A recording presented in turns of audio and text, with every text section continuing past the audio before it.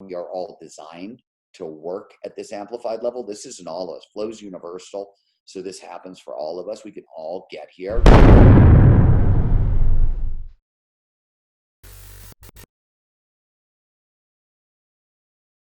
Hello and welcome to a new episode of Coming Clean Podcast. This is your host, Peter O. Estevez. I am very excited to be here today with you again. Another episode, another week, and a new start. Thank you so much for being here today. But first and foremost, before we get started, I want to ask you to please go to my website and register to receive the first chapter of my upcoming book, From Lies to Riches. Go to comingcleanpodcast.com and kindly register.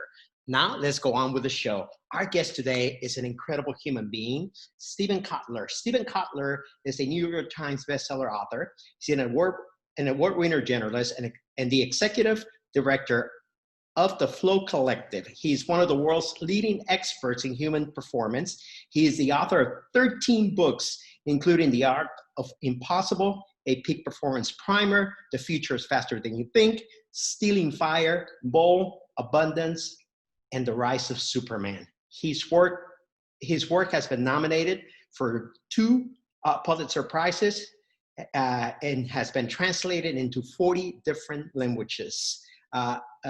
Steven's work has appeared on more than 100 publications, including New York Times Magazine, Atlantic Monthly, Time, Wire, and Forbes. And now, please welcome Steven Cutler. Hello, Steven, and welcome to Come and Clean Podcast. Thank you for being with us today. My pleasure. Steven, I have been wanting to reach out to you because you are a world's leading expert in human performance, and more particularly in optimizing the state of consciousness, which is something that I'm fascinated with. But your career started as a journalist, and I'm fascinated by something that happened to your personal life, and through that process of a Lyme disease, you were able to discover the state of flow. Am I correct when I say that? It's a small part of a bigger story, but yes, you are.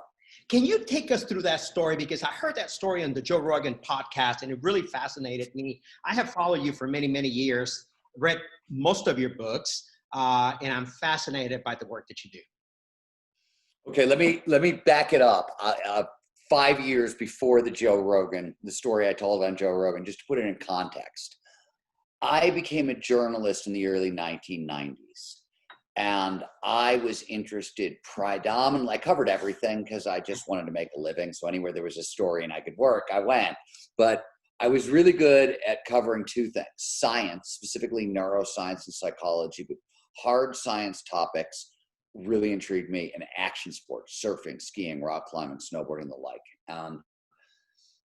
In action sports in the 1990s, more so-called impossible feats than ever before in history were accomplished in a very short period of time. And this in itself was mind-blowing, right? Surfers went from 20-foot waves to 100-foot waves. People went from skiing off 50-foot cliffs to skiing off 250-foot cliffs, and on and on and on and on in every one of the sports. And I want to know what the hell was going on, why this was happening. It didn't make any sense. It seemed magical. And more importantly, if you knew action and adventure sport athletes back in the 1990s, most of the people I knew were a rowdy, irreverent punk rock group of people without a lot of natural advantages. They didn't have much money. They had very little education. They came from bad childhoods, broken homes, drugs, alcohol, not the conditions that would create peak performers, and certainly not create the kind of person who would redefine the limits of the human species. And that's what was happening. Yeah. So why was this happening was a burning question. And I was trying to figure it out. And I wanted to use science to figure it out. And in the middle of all of this, I got very, very ill with Lyme disease. And I spent about 3 years in bed. And by the end of it, I was destroyed. Like I was functional about 10% of the time, and could barely walk across a room, couldn't think, couldn't work, had no short-term memory, had no long-term memory, was ridiculously paranoid because the disease will do that to you, among other things. And I was just done. And the doctors didn't think I was ever going to get any better. and they pulled me off medicine. There was nothing else you could do for me. And it didn't matter because I had bankrupted myself trying to find a cure anyway. So I didn't have any more money for anything. And I had decided I was going to kill myself. Not because I was depressed. I'd been depressed for a while, but that I felt was dealable. What wasn't was I couldn't work. I couldn't take care of myself. I was so ill. I knew I was just going to be a burden from this point on to my friends and my family. And so suicide seemed like a really smart option. And a friend of mine in the middle of all this darkness showed up in my house and demanded we go surfing. And it was the most absurd, ridiculous demand ever. I couldn't walk across a room, let alone go surfing. And it had been about 5 years since I had been surfing. I was never a great surfer. And, but she wouldn't leave, and she wouldn't leave, and she wouldn't leave. And she kept badgering me. And after, hours of it, I was like, yeah, okay, let's go surfing. I mean, what's the worst that could happen, right? And so she dragged me out to Sunset Beach in Los Angeles, which is where I was living at the time. And if you know anything about surfing in LA, Sunset Beach is the wimpiest, easiest beginner wave in the world. It was summer, the tide was out. They still gave me a giant board, right? The bigger the board, the easier it is to surf. And they had to carry me essentially out to the lineup. And I was out there about 30 seconds and a wave came, and I don't know why, but muscle memory, take your pick. I just saw the wave and I spun my board and I paddled twice and I popped my feet and I caught the wave and I dropped into this profoundly deep altered state of consciousness that unlike anything I'd ever experienced. I felt like time had slowed to an absolute crawl. I felt like I could see out of the back of my head. I was surfing incredibly well, which was totally bizarre.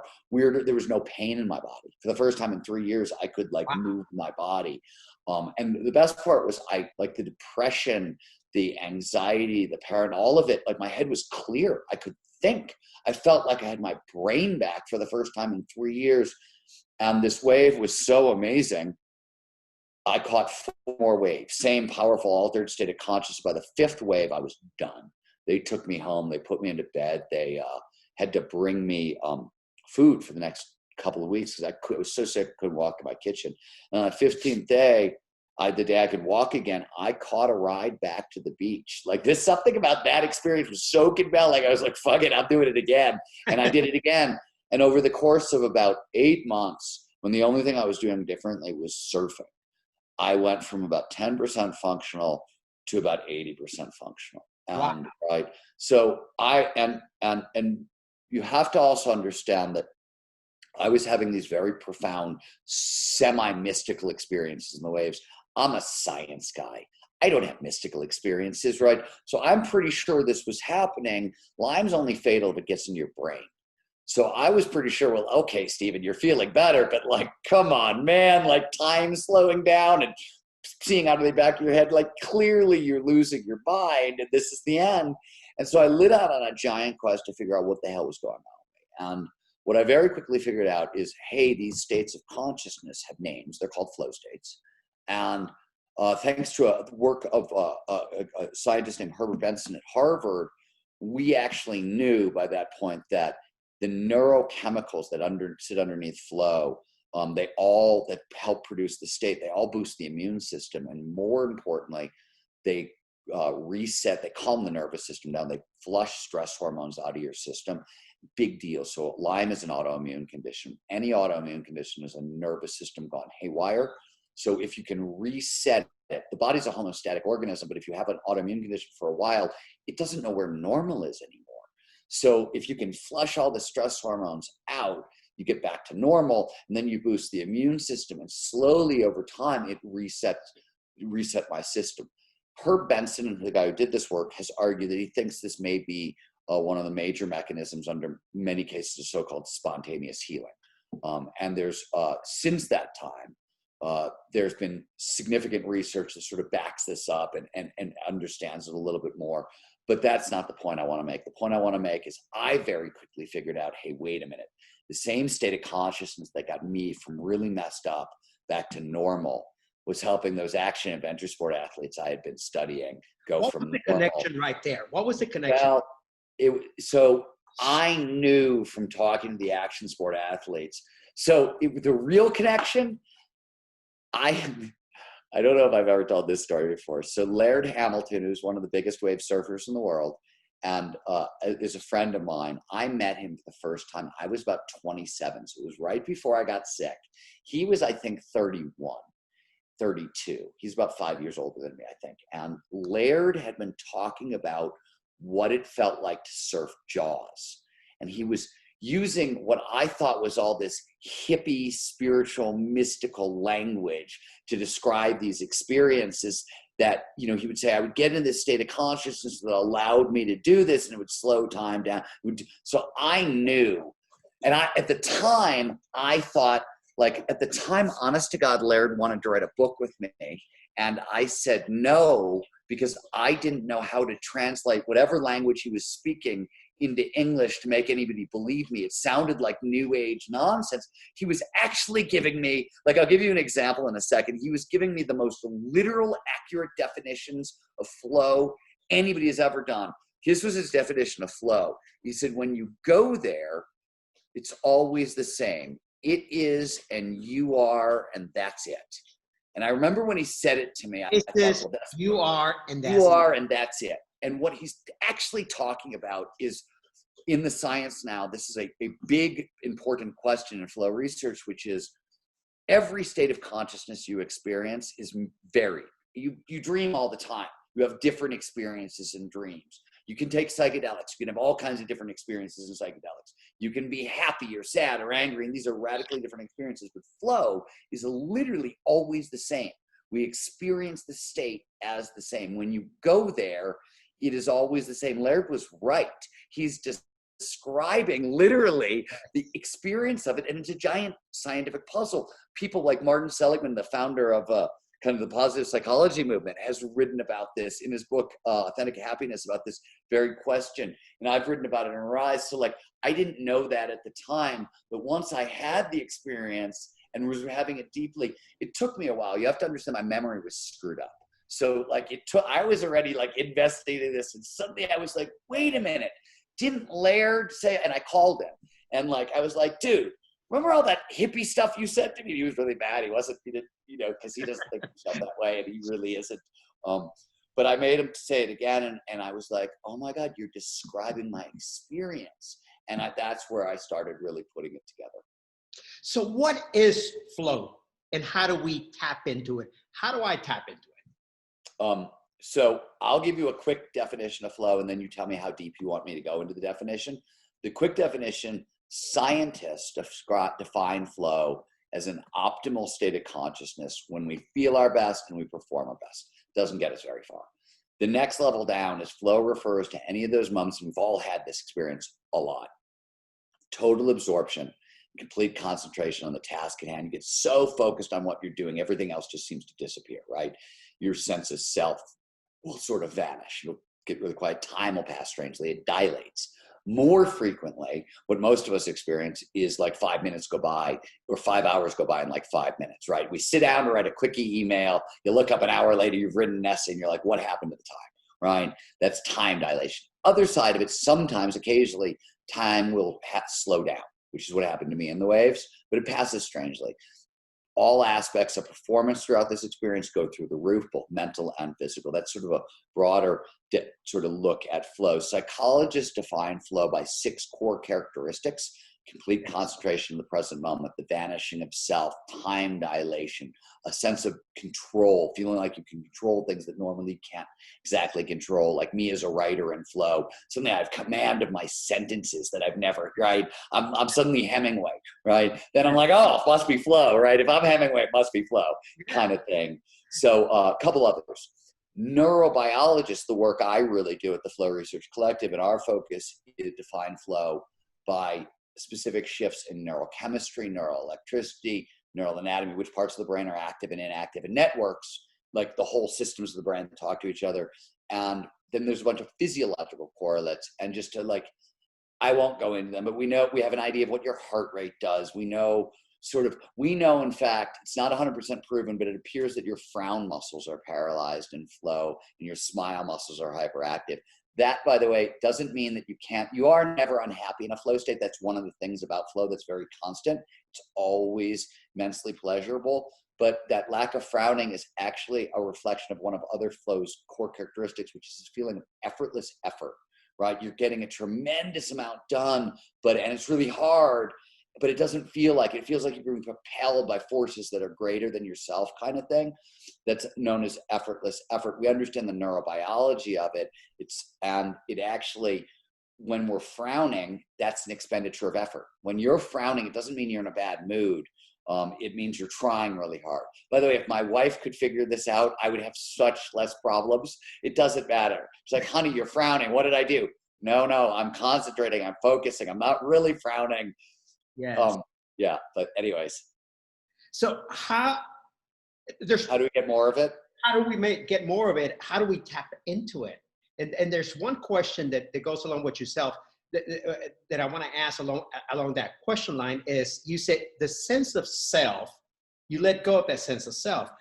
But most of the extreme athletes, the extreme creators, the creators that can go into the states typically have a tremendous sense of ego, or an appearance of tremendous sense of ego. So how do we detach from that? That's a very good question. Okay, so let me answer your question scientifically first, and then let's back into it. So what happens, and by the way, our sense of self disappearing, let's be clear, we've all had this experience. That quickie email, right?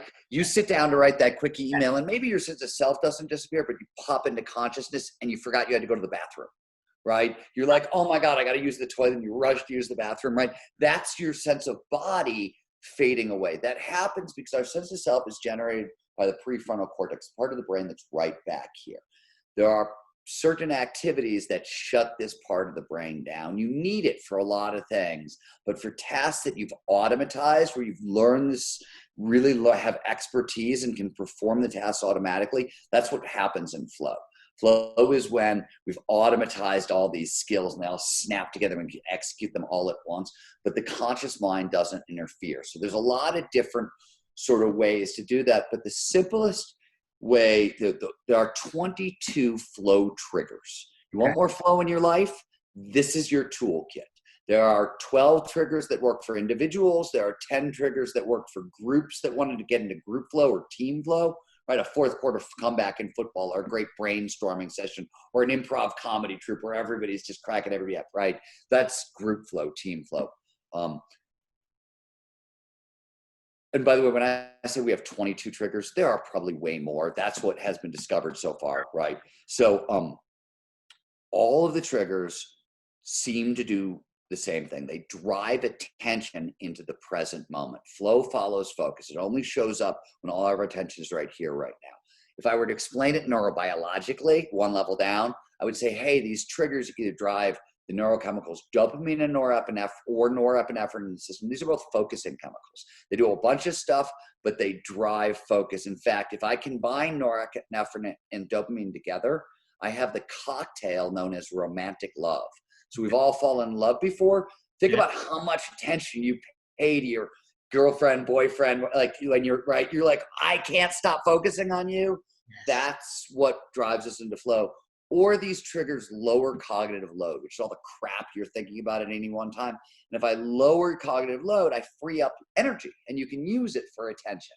So let me give you some really simple examples from our own lives, and we know this. So travel tends to be a great producer of flow, right? You go on a trip, you drop into flow. So why does that happen?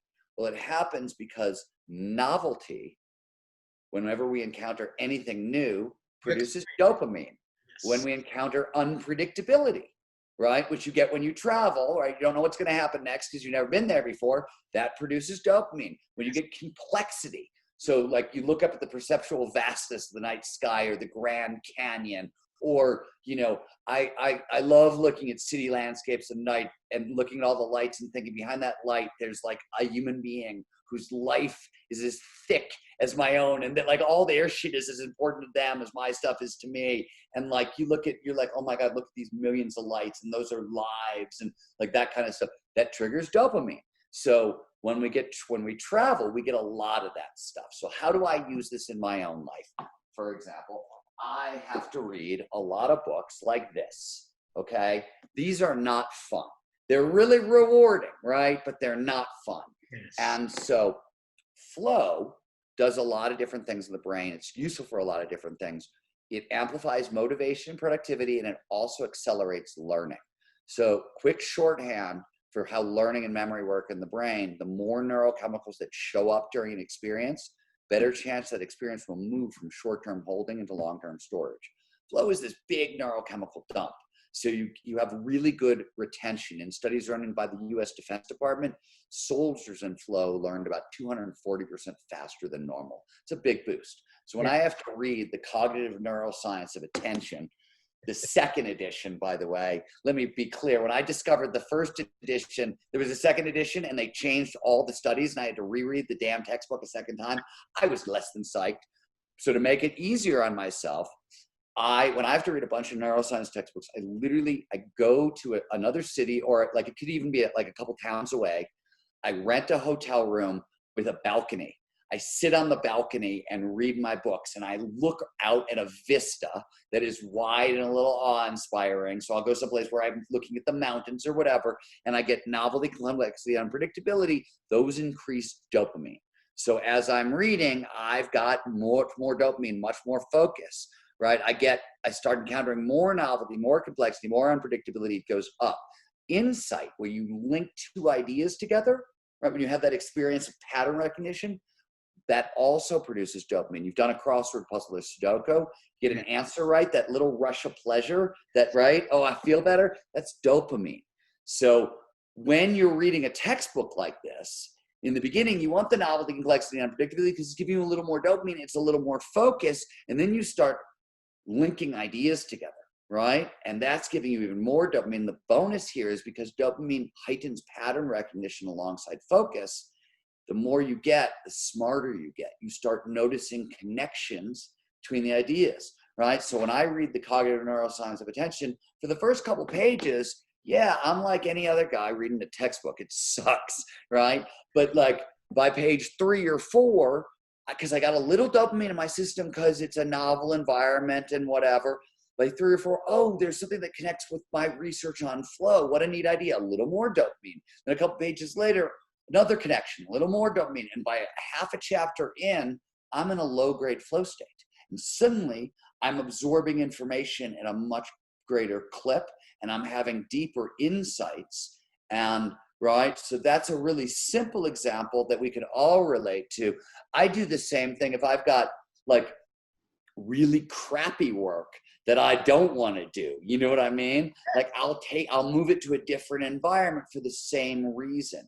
So those are really simple examples, but it's a decent place to start the discussion. Stephen, let's talk about the extreme athlete that was able to reach without even realizing what they were doing, right? It's so two really important points here, because you lit on something really fundamental. One, so I've got a book coming out in January called The Art of Impossible, and it's a look at the full suite of high performance. It's got flow, but it's also motivation, grit, goals, learning, creativity, creative problem, blah, blah. It's a full suite. It's all of it in one book. And one of the founding print ideas in the book is that peak performance is nothing more than getting your biology to work for you rather than against you. Everything I teach people about is you're a biological system. You're hardwired to do certain things. And if you can figure out how that works, you can get the system to do a lot of the work for you. That's everything I do.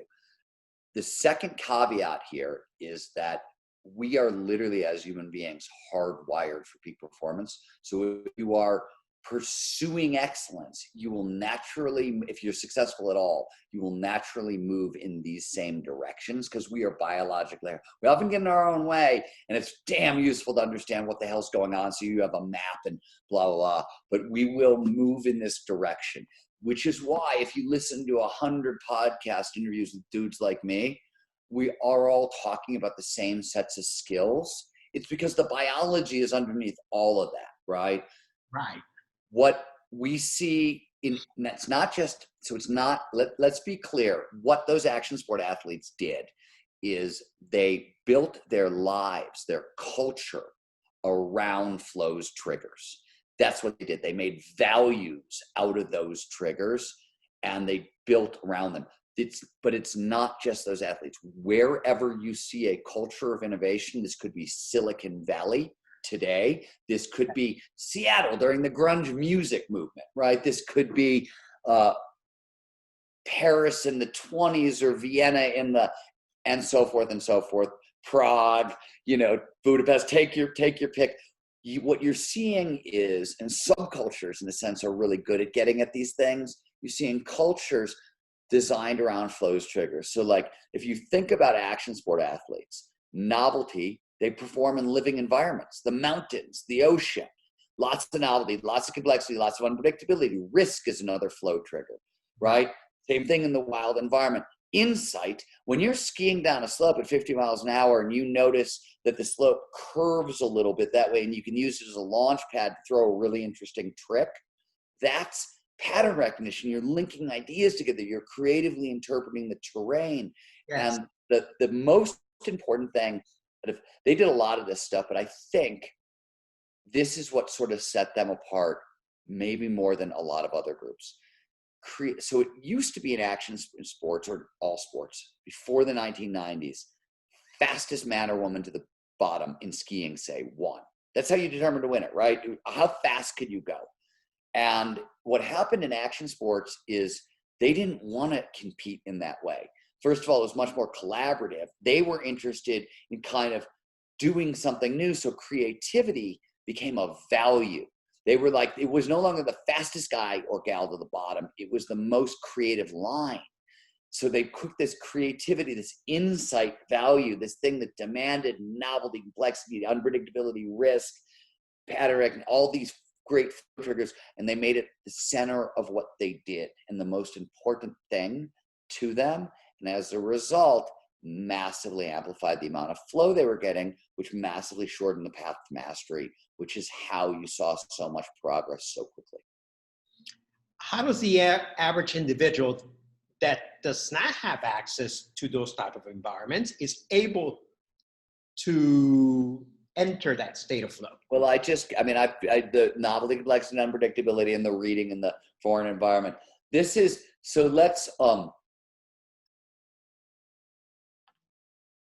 Complete concentration is the most important flow trigger.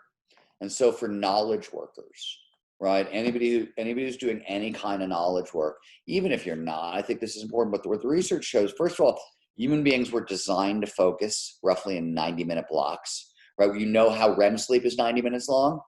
Well, our waking cycles are also the same. So what we tell people to do is start your day with a 90-minute block of uninterrupted concentration. So practice distraction management ahead of time. I like to do it the night before. I like to come into my desk and start writing. I get up at 4 a.m. because it's dark, it's quiet, there's no distraction. But I've already turned off my cell phone. I've turned off email. I've turned off my alerts. I've turned off my messages. I'm not going to get on social media.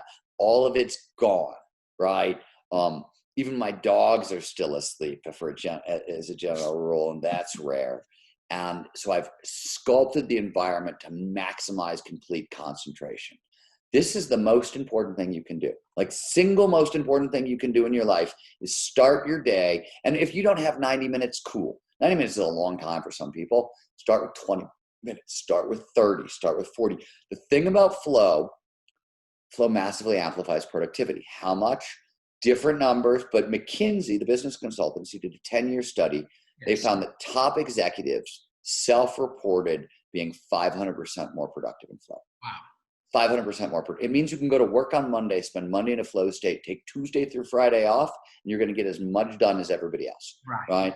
And these numbers, we are coming off of a very long study with Deloitte, who has McKinsey has this crazy 500% productivity number. And anytime you see a number that's that big, if you're smart, the first thing you say is bullshit. There's no way, right? Bullshit. So we said, but one thing about flow is those numbers, they're always that big. Department of Defense, 240% boost in learning. Studies out of Harvard and the University of Sydney and our labs show that creativity goes up 400 to 700%. We see these boosts all over the place. My point, by the way, is we are all designed to work at this amplified level. This isn't all of us. Flow's universal. So this happens for all of us. We can all get here. But you have to go slow to go fast for flow, right? Yes, you're going to be 500% more productive, but yes, you have to start your day with 90 minutes of uninterrupted concentration. It feels like you're stealing time, but start with your hardest task. Take the thing that is your biggest win. If you accomplish this during the day, for me, it's always my writing, right? If I can write 1,000 words in whatever book I'm writing, whatever else I do during the day, pretty much it's an okay day. You know what I mean? I got closer to my bigger goals, right? That sort of thing. So I do that first. That gets the bulk of my energy. And then, we also advise people to create a clear goal list. This is another flow trigger. This lowers cognitive load. At the end of your day, when you're practicing distraction management to prep for your 90 minutes of uninterrupted concentration, make a list of everything you need to do. Start with your most important task, go to your least important task. You want to write down what you're going to, I write down. So let's say I want to write 1,000 words. It says 1,000 words in the new novel or whatever. I want to feel contentment when I'm done writing. I want my reader to feel terror, say, whatever. So that's as much to steer by. And this matters for focus and flow, because when our goals are clear, we know what am I doing right now and what am I doing next. So you don't have to wonder. And it exports all that shit. Most of what we're trying to remember in our head at any one time is often, what the fuck do I have to do now? What am I doing now? What am I doing next? Right? So export it, get it out of your head, lower the cognitive load, liberate the energy for attention. Literally, if you start your practice distraction management, write a clear goals list. And by the way, one more tip. Everybody's different, but in designing a clear goals list, what you wanted, clear goals are like, you got our high hard goals. I want to write a book is a high hard goal, right? I want to write 1,000 words today. That's a clear goal. Clear goals are the flow triggers. That's what you need. Figure out how many clear goals you can attack in a day and still be great at all of them. It differs, right? But everything you're going to do that's going to take energy. So if you have to have a tough conversation with your boyfriend or your wife, that goes on the list because it's going to suck energy. If you're going to work out that day, that goes on the list. If you're doing the like what we call the peak performance basics, the stuff you got to do to like keep your head right, mindfulness practices or gratitude practices or, that sort of stuff, those go on the list. Always, and order them. Hardest thing goes first, second hardest, because energy and willpower drains over time. Yes. Right? Yes. So hardest task first and go to your easiest task first kind of thing, etc. It all goes on the list, and and that's what that's essentially how you start your day, right? And if you can layer in those other flow triggers, risk, novelty, complexity, unpredictability, great. Even better, meaning like you're starting your hardest task. My hardest task is writing 1,000 words. Okay, if I do something novel, right? Let's say I'm really stuck. I might decide to try to write the next 1,000 words in the style of Charles Dickens or Joan Didion or some author I admire, right? That's going to up the challenge level, right? A little bit, yes. But it's right. It's going to make it more challenging perhaps, but it's also going to make it more novel and more interesting and more unpredictable. So that's an easy, right? Here's a really simple example of ways to do. I do this in my own life, but it hopefully will give you a lot of ways to do in your own life. And one thing I want to point out, by the way, big error a lot of people make in peak performance, especially what works for me. Don't take my advice. Literally what works for me is guaranteed not to work for you. Biology is the thing that works for all of us, right? Too many factors like introversion versus extroversion or how your risk tolerances. Those are biologically hardwired. They're set up by nature and nurture. They're established very early on. I always tell people, look, if what worked for me worked for you, I would be training people to ski at 50 miles an hour through the trees while blasting the Wu-Tang Clan to get into flow. Because that's the shit that works for me. Right? That's clearly not what we're doing here, right? So what works for me is not going to work for you. In fact, if you're not a skier who really likes high speeds and hip hop, this is probably a terrible idea, right? Like terrible idea. Yes, of course. Stephen, in a society that we want quick fixes, we want immediate gratification. And some people that may not want to do the work, but they'll have the resources for microdosing, hyperbaric chamber oxygen infusions. Does this work without doing the other work? Personal opinion? Yes. Not at all. So I will tell you, here's our opinion. And I am not, psychedelics can be extreme. If you're dealing with trauma, for example, PTSD, that sort of stuff, the research is very clear. Psychedelics are fantastic. There's very interesting research about psychedelics as a tool for creativity. And there are also technologies that do all these same things. Personally, we do not, at the Flow Research Collective, we don't train people in technologies and we don't train people in substances. And here's why. The way I always explain it is back when I was a journalist on 5 different occasions. Well, okay, let's be honest. Back when I was a delinquent and a journalist on 5 different occasions, I was either shot at or had a gun pointed in my face, et cetera, et cetera. At no time during those moments of crisis could I look at the dude who was holding a gun in my face and say, excuse me, would you stop shooting until I take this substance and it kicks in and I can dodge your bullets, right? Shit doesn't work that way. Nor, by the way, does it work when your boss says, hey, Peter, can you get in here? I need that presentation. I know you were going to give it in 2 weeks, but I need you to do it now. And I need you to do it for my boss too, and his boss. And by the way, don't fuck this up because your job's on the line, right? Like we have that experience. Or, hey, honey, can I talk to you for a minute? Right? There's, oh, hold on, honey. I need to put on my EEG headset and get calm before, right? Like that shit doesn't happen. Like maybe it happens in some lucky person's life, but I don't know that, right? And so I want stuff that works right here, right now, all the time. The bigger problem I find with people, like when people are reaching for substances or technologies, 1, they want quick fixes. 2, they often want something that feels sexy. It feels sexy. It's complicated. It's gonna work, right? The truth of the matter is, give us a rush anyway, Stephen. First of all, we like flow better.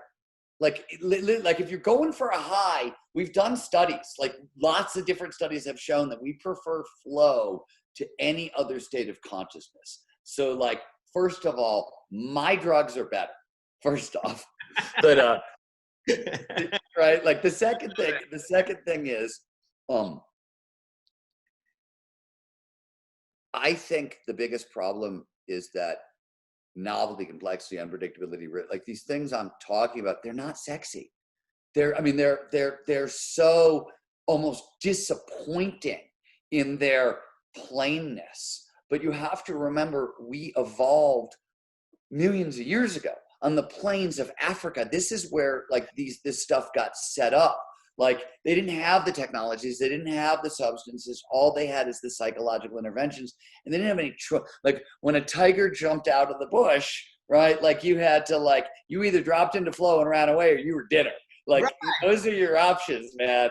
So it's that kind of thing, right? So I think of it that way, and I will also say, because I've been swearing on your podcast already, so I apologize but when every time I give a speech, first or second hand goes up. I talk. Yes. Hey, what are the 3 things I can do Monday morning? And first of all, 1, I've been talking about flow triggers. I told you to start your day with complete, like I've done it already. Right? But my answer is always the same. Fuck you. There's absolutely, if you think you can achieve peak performance and your question is, what are the 3 things you're doing Monday morning? Like you're wrong. You cannot, you're not a peak performer. You're a joke. You're wasting my time. And worse, you're wasting your own. You're lying to yourself.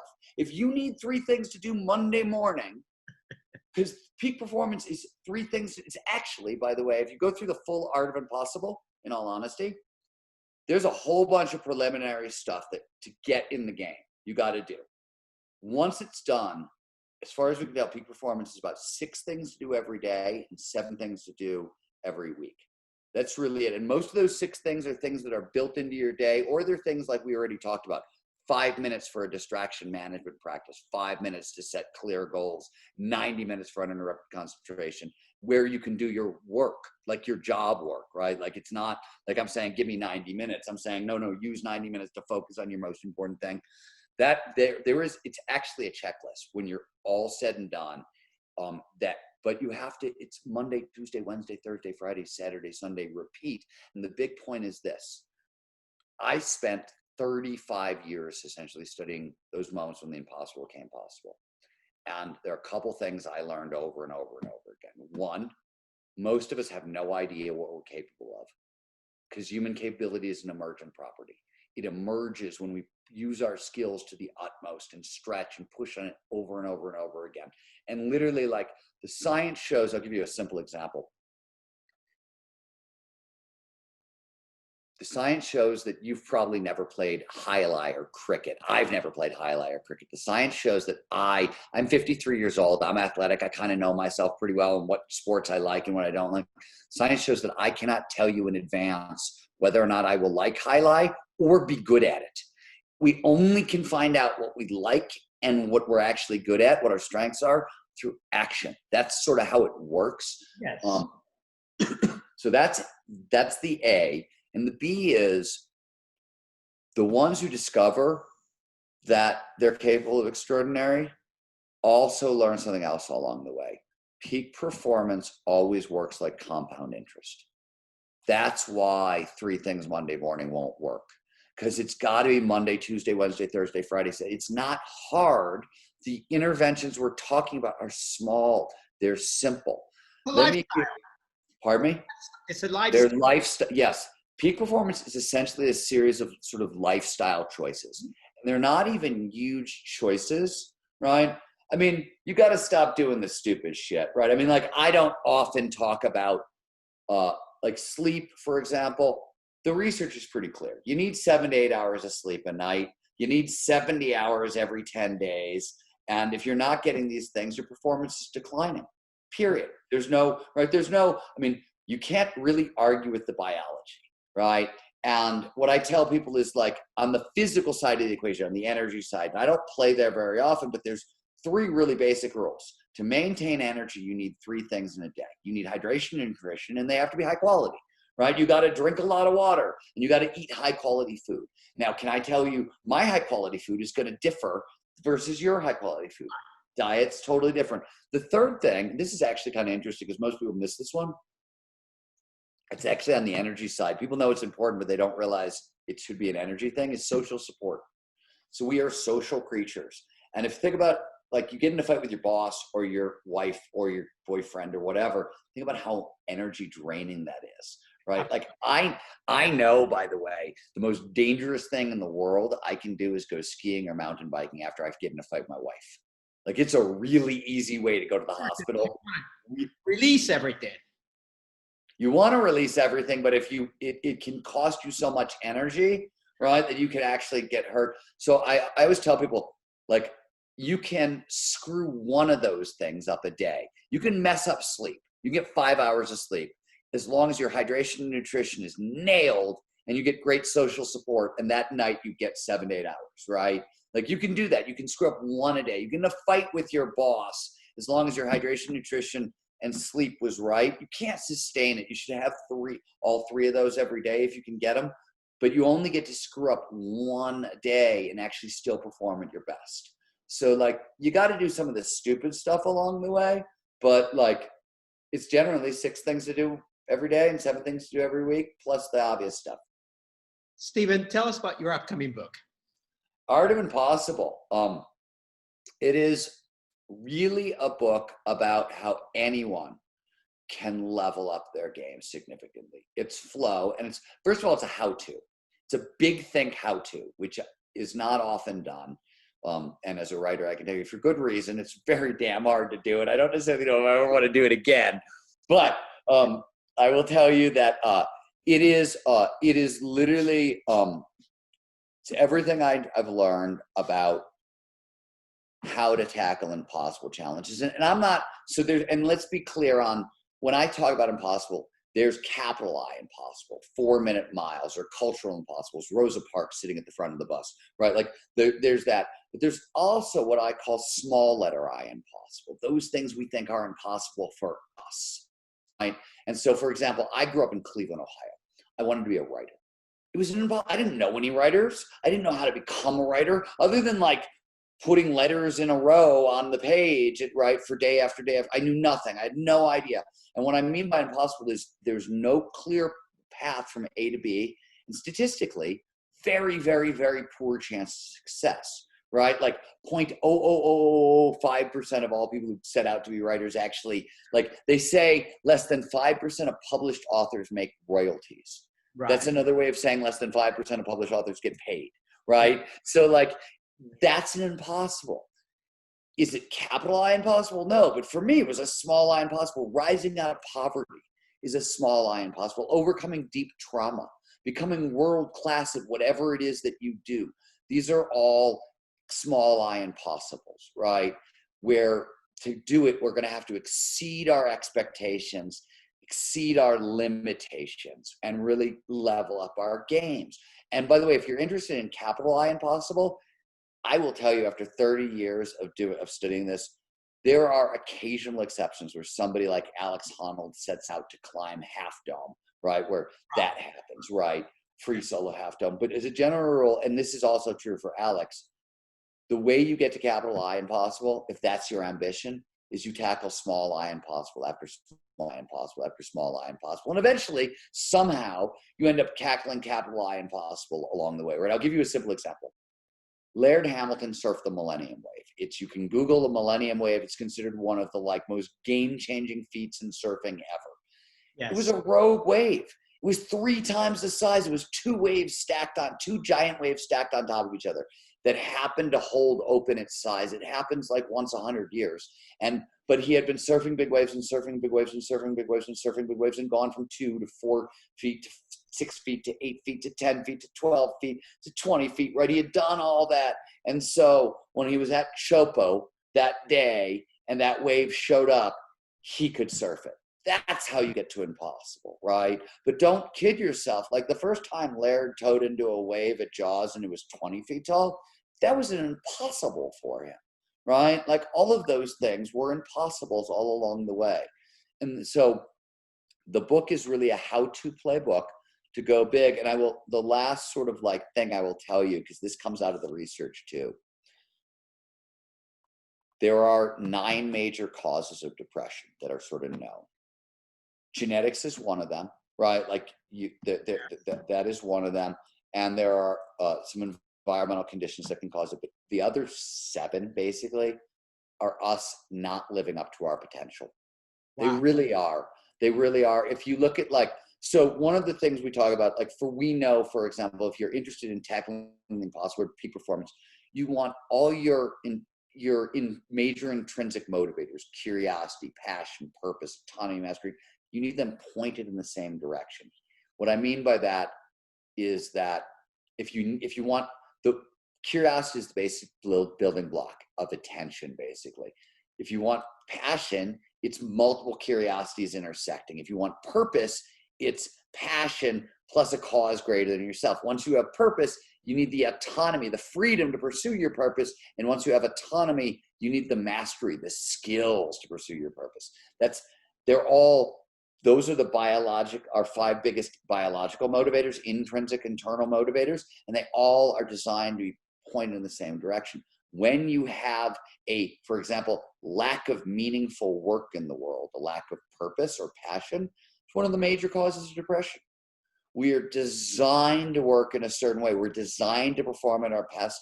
And it appears we're designed to go big, and crazier, it appears that not going big is bad for us. Absolutely. Absolutely. Steven Cutler, author, New York Times bestseller, with his upcoming book. Stay tuned. When do we release, Steven? Art of Impossible, January 19th. You can pre-order now.